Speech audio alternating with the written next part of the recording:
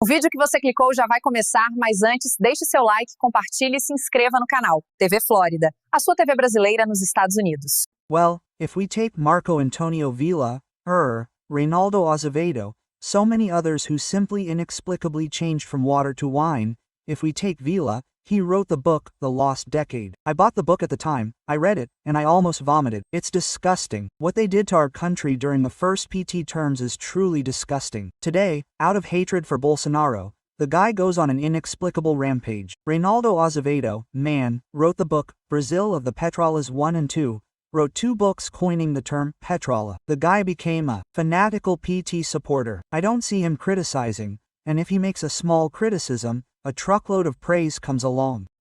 So, it's bizarre. Then Alkim, we lived in a theater of scissors with a very broad frontier, right? He was in journalism, he was in politics, he was in everything. And we only found out because of Bolsonaro and social media, otherwise we'd be playing this little show, thinking they were right-wing, that they were actually countering Lula. So yeah, I think that's why they're desperate to regulate the networks, right? No, there's no other explanation. Definitely. They lost their monopoly, right? The monopoly on information, the monopoly on creating narratives, and always having to deal with the truth, right? With the truth coming from other sources. But what you said is really interesting, right? Because we see there that the scissors theater wasn't just in politics, it's also in journalism. This militant journalism, because it's hard to understand. You mentioned 2 names that are hard to understand. The change is bizarre. It seems like they took the person's head, their brain, and put another one in its place because it's hard to understand. I keep thinking, wow, what is money? Like, how do you change like that? Quote. Yeah, so it's hard to explain it without a logical explanation, right? Because it's truly inconceivable. Unfortunately for Reinaldo, his blog is already there, you can search. So it's easy for you to turn to Reinaldo because for almost everything he says today, you get a 100% divergent opinion from him on his blog. Also in the beginning of Pingos No Z's, on Jovam Pan, I've been following Reinaldo for over 15 years, and he had a lot of good things to say on Pingos do Z's too. When he left Pingos dos Z's in the beginning, in the first months of banned news and was anti-PT at the time, he was still Temer, so he was slamming the PT at the beginning of Read TV, like that. I follow him, but I can't find an explanation for such a shift. Vila has also changed, but he's not as blatant, even though he has changed, but Reinaldo, I think, is invincible. Sometimes people talk about Daniela Lima, journalists from Globo News, but I think Reinaldo is a world champion. I can't think of anyone more contradictory than him in this political sense. And they Agree, I agree, and it's impossible to explain, unless it's I don't know, it's impossible to explain. It's incredible. I can't explain it either. I couldn't, it's bizarre. He was one of those people, Reinaldo and Vila too. Yeah, I've been following politics for a long time, right? But these 2 helped me become even more convinced of the disgust I have for the Workers' Party at that time. They helped shape how I feel about the Workers' Party today.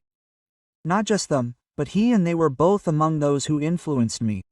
So, it's truly surreal.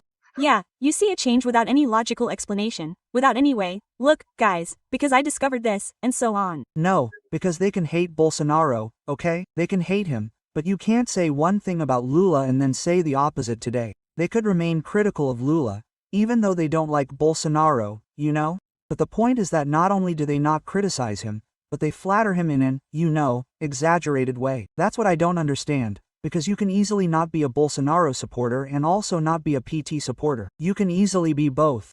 But I think they don't forgive, right, the fact that Bolsonaro's election, exposed, right, as you so aptly put it, exposed the whole theater, exposed the whole narrative, right, and took it away and destroyed the center, right, because they thought it would be a PSDB, right, when Lava Jato happens, when everything happens, they thought they would have a little tie, a leftist with a little tie, a calm, right? So much so that Alcam goes and associates himself with Lula. That's right, but if it survives, right? One thing, I don't think so. The impression I had 15 years ago was that it would always be PT, PSDB, as if it were Republicans and Democrats in the United States. But there was an implosion, and not only that, right? Bolsonaro's election showed how irrelevant the press has become, because in 2018 Bolsonaro had, if I'm not mistaken, 17 seconds. It was like this. In the first round, he didn't have any TV time, just seconds, while Lula had several minutes of TV time. Well, and Lula didn't, right? At the time, it was hatted. Lula was in jail, he was trying, but he couldn't. Still,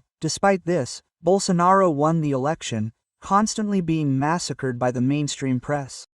So I think this also hurt these people's egos a bit, because until then, they had indeed manipulated society, and from 18 onwards, no.